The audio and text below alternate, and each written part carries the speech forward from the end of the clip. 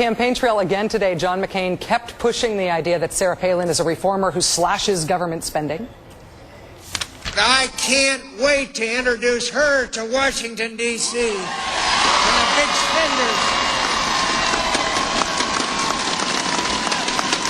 To the big spenders, the old boy network, the pork barrelers, the earmarkers, the business as usual. The country second, me first.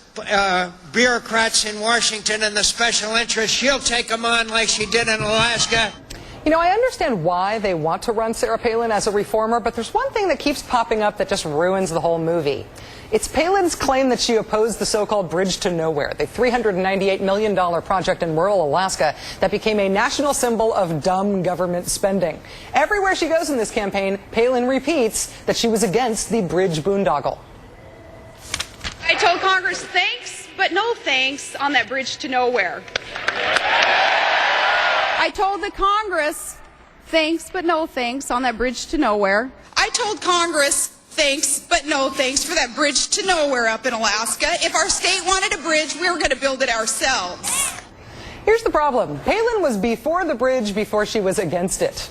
When the Anchorage Daily News asked Palin if she supported the bridge in 2006, she said, quote, "Yes, I would like to see Alaska's infrastructure projects built sooner rather than later. The window is now, while our congressional delegation is in a strong position to assist."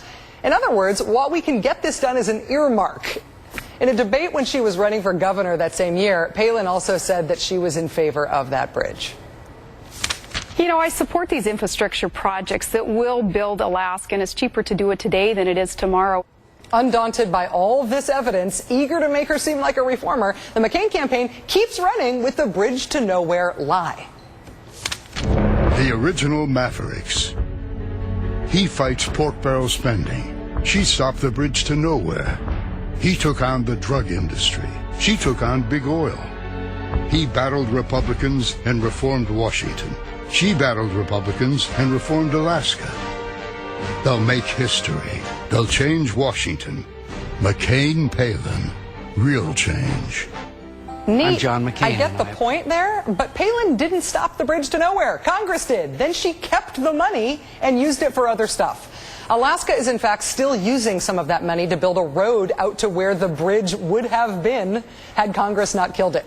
You got to spend that federal money somehow. It's more than an exaggeration when Governor Palin says she stopped the bridge to nowhere. It is a flat-out lie. My question is, how are they getting away with it? Joining us now, MSNBC political analyst Lawrence O'Donnell. Hi, Lawrence. Thanks for joining us. Good to be with you, Rachel. The idea that Sarah Palin was against this bridge was debunked almost as soon as she made it. So why does she keep repeating it?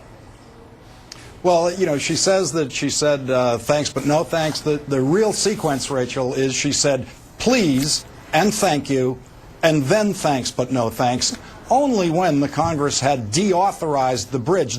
I worked in the committee. I was the chief of staff of the Public Works Committee in the Senate, Rachel, where these things originate. That's where they get authorized. In the Appropriations Committee, run by Ted Stevens at the time, that's where they get appropriated. So the money was appropriated and sent to Alaska, but Congress did deauthorize building the bridge, and the Governor Palin kept the money, which I don't think is the implication of her speech when she says this.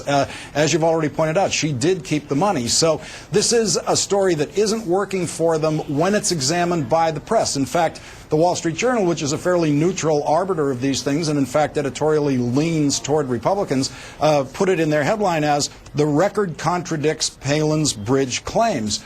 But what's continuing to allow the Republican ticket to use it is simply Sarah Palin's popularity. This is the value of popularity, Rachel. This is the value of a speech that went over so well at the Republican convention that when voters like someone, they let them have a pretty long leash on stories like this. And as long as the final piece of the story involves a version of Sarah Palin saying no thanks, even if she was the last one to say no thanks on the bridge to nowhere, that's what allows her to continue to say it. But I'm not sure we're going to be hearing this a week from now. It seems like it's a story that has been taken apart enough by the media, especially going into a vice presidential debate. I don't see how she can try to advance this idea in a vice presidential debate. Ultimately, if her popularity is sort of clearing the way for her to keep making this claim, the flip side of that is that this claim being debunked everywhere from the Wall Street Journal to